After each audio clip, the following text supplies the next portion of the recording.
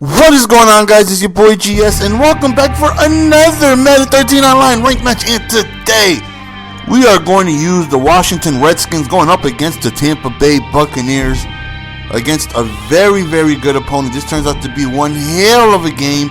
You definitely want to stay through and watch the whole thing. It's definitely a good game. While after the teams were being selected, he definitely sent me a message letting me know that he is a subscriber. So, as always, thanks for the support, man. I appreciate anybody who watches the content. And I appreciate Brandon Banks being the human glitch that he is, taking back the opening kickoff for a touchdown. And one thing that's always difficult about playing a subscriber is, I don't know how often they watch my videos, but whenever somebody says, hey, I'm a subscriber, man, I've been dying to play you, or it's great to play you, or, anything like that. And first thing I think of is, it's going to be tough, because I'm sure they know my offense, how I like to run things, so that definitely gives them the advantage, knowing the style of offense that I like to run. So speaking of running, look at Dougie Martin just getting physical on me, breaking tackles. That man is way too strong, though. And Dougie, that's how you gonna do me like that? After all the touchdowns we done been through? So right now he kicks it off to me again. And what do we do this time? We decide to take it back, not one but multiple times, back to back. Brandon Banks was tired, so Wilson came through. He said, I got you. Right now he's been chasing. And he outruns, he wiggles, and he cuts back to the inside, and we score 14 points without having to touch the ball offensively. So he's back on offense. And again, he's definitely a very, very good player. And like I said, there's always that advantage of knowing the type of offense that I like to do. But nonetheless, you can know what somebody's going to do. It's all about execution. So, it does give you an advantage. But, I can know what it is you're going to do. But, if you execute it well, I'm not going to be able to stop it. It doesn't matter. So, just like everybody knew MJ was going to go to that patent fadeaway on the wing. But it doesn't matter. He was going to execute it, and you couldn't stop it. Right here, we finally get RG3 on the field. So I figured to attack the Bucs offense. They're not the fastest defense in the world, but this man played zone every single rip. I think he did not play man not one single time. Like nothing but zone. And he definitely had a good coverage of the field.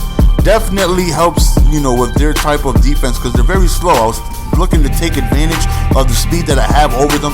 Right here, we had him. We had Morris, but he just drops the ball, just completely whiffed on it. Then the next play does a beautiful touch pass on the left corner right there, and he ends up scoring. So now I'm down 21-14, and now I'm like, damn, I got to get myself out of this hole. He gets the ball back at halftime. Right here, we had an opportunity to take it back again, almost, but we get caught. So now it's like, okay, we got to score. I know he's playing zone, but he's sending pressure very, very, very. I don't know what type of play he was calling, but he would send two, maybe three, and one guy would come in through the A-gap on the left, on the right side. He didn't start sending yet, but a little later on during the game, he sends this quick heat where if I didn't make the right blocking adjustments, I was sacked, like, immediately. You want to talk about nanos, man. The blitz he was sending was nasty. Right there, we hit him with this skinny over the middle. And, we're starting to move the ball downfield. We're starting to get a little bit more comfortable on, the defense he's calling. Right there, RG3 takes off again. Definitely going to take off if you don't, prepare. If I don't get enough, like right there, I came out in doubles. He knew exactly what I was gonna do. Like he came out in doubles. I came out in doubles, and obviously either I'm gonna do the FL screen or a draw. I don't call any other play from that formation really. And he had somebody on the right side and read it completely. As soon as I hiked it, he crashed down to stop that FL screen. I was like, oh man, that's whack. No, it's not whack. He knew what I was gonna do it, so power up to him. But we end up scoring anyways. Right there, beautiful pass up the middle. So, I have to go up not only against a very good player, I also have the challenge of going up against somebody who is familiar with my offense. So, that makes it even more difficult. But for the most part, I'm still in the game. It's 21-21. Right here would be a huge stop. Like I said, he gets the ball back at halftime. He does the toss. Right there, we get a lucky tackle. Thankfully, Martin didn't fall forward. He didn't get the animation. So we hold him to a 3rd and goal right here. And this right here would be a big stop. I'm thinking he's going to come out in the pass. So we come out in a cover 2 sink. just to see if we can, try and stop his pass. So we show blitz. We're waiting for anything, trying to ball hawk the middle. He throws to the flats and he's overthrown. So that right there was big. So he ends up settling for a field goal. And that right there was huge. So now what I want to do is I do not want to allow him to get the ball back. I want to kill the clock and either tie the game or take a lead, because I do not want to score, allow him to get the ball back. Then right here, I could have taken it again. But somehow Brandon basically caught from behind. If I score and then he gets ball back and he scores and then he gets ball back at halftime, that's just going to be bad. So I'm looking to get into halftime either with the lead or tie game. Fullback dive right there from the split close package with Banks back there. To have a package that's wide receiver. It starts out as a tight end, but you can put a wide receiver back there. So we figure we'll put Banks for some speed. Right here, we end up going to a screen out of the weak formation in I form. So right here, as you see, we're just killing the clock just so we can go ahead and not allow him to touch the ball again. We got to play smart. He holds us to a field goal, and we only give him 30 seconds, which is good. So hopefully, unless we give up a score, we should be going into halftime, with the lead, which is not with the lead, with the tie. We should be going into halftime with the tie. But nonetheless, he still has, in Madden, 30 seconds is plenty of time. With the timeout, 30 seconds is a long, long time. So hopefully we can come through with a couple of stops. Right there, he had somebody wide open, but he drops the ball. That was definitely BS, but we'll take it. Fourth down, he decides to go for it. Why? I'm really not sure. We really could have used the stop, but he finds somebody wide open on the fade. His offense was very, I caught on to it too late. He ran a similar style of plays, and I just caught on just way too late on the routes he was looking to in his read. So right here, he goes deep for the last play of the half. Could have had it, but he ends up dropping it. So we go into halftime with the lead. I made a couple of mistakes. He really hasn't. But nonetheless, it's a tie ball game. He has ball. So, all we're looking for is a mistake. I got to stay good on offense and just hope for that mistake and hope to be able to capitalize on. He's running effectively. He's passing effectively. I can't stop anything he's doing. But nonetheless, it's still a tie ball game. So 3rd and 17 right here. He decides to go to that. That's when I noticed that he loved the fade. But right there, it was a little bit of lag. But we switched over and we bring in the lumber. As soon as he caught the ball, we hit him with the lumber. So right now, we got a good opportunity to take the lead right here. Go to the drag route, but we don't get anything. 2nd and 10, we decide to run the ball, and we get a really good run. For the most part, I had decent success running the ball. Definitely should have ran it more often. Instead of kicking a field goal, I feel like his offense is way too good, and I feel like I'm not stopping him enough. Right there, we fumble, but thankfully we recover. I feel like I'm not stopping him enough that a field goal is going to be able to help me. I really don't. I feel like I need a touchdown right here.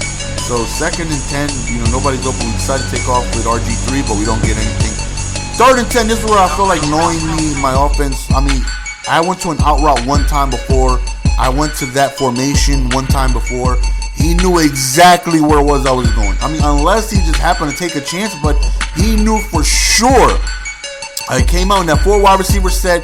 I wanted to go to an outside out route on the far. He knew exactly. Like, he read it all the way 100%. And good defense by him. I threw an interception. I made a mistake.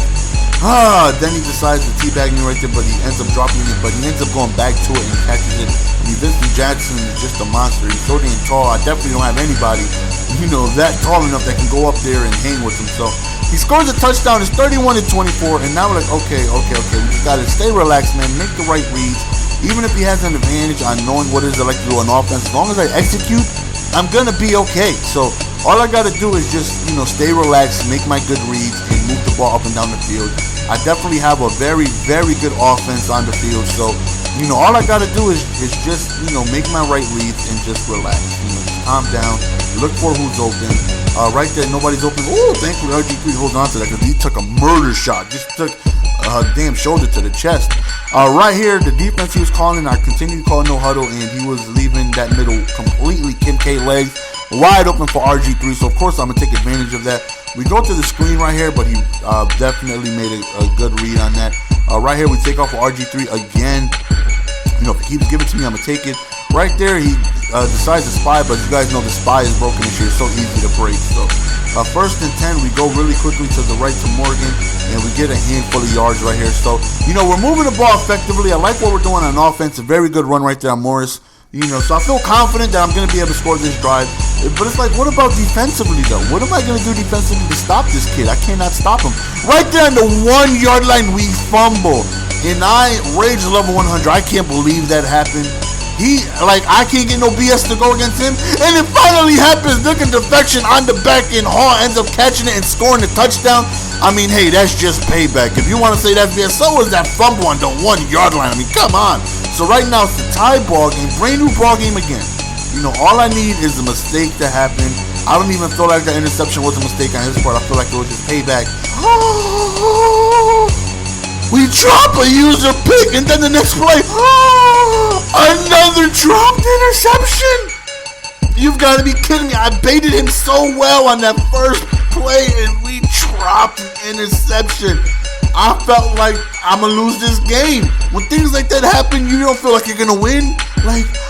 I dropped the user interception, and then the very next play, the computer drops another interception.